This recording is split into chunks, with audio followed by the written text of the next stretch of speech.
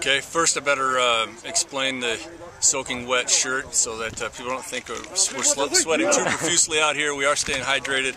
Took the ice bath challenge from Rod Sundell at KSL and just got dunked with ice bath. Felt pretty good actually. Get into that! All over that head!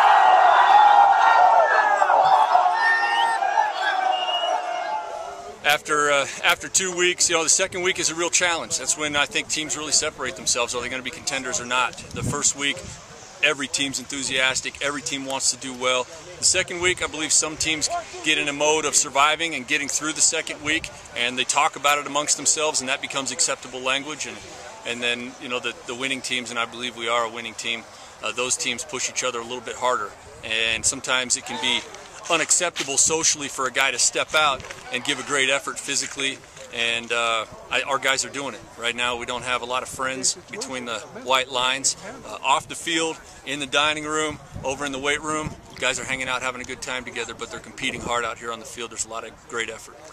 Yeah, the depth chart is kind of working itself out very slowly. As coaches, we've put no timetable on any positional depth chart. What we're doing right now is our better players are working with what we call the first group, and some of our younger or less experienced players are working with the second group. And we've got 2 groups right now.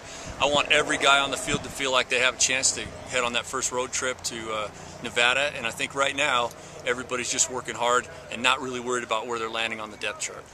Coming into camp, I said the 2 biggest concerns for me, or the 2 biggest evaluations that I would be making, were the offensive line and the linebackers. We've got a lot of inexperience in those areas, and I've been really pleased with the way that both positions have stepped up. I think we're creating depth at those positions, not just finding starters, but I like our talent, I like our starters, or the projected starters, and I like our depth. Last week I thought our quarterback battle went to the next level. Early on in camp, our incumbent starter, Aaron Cantu, really was throwing at a high percentage, and he still did a nice job in the scrimmage.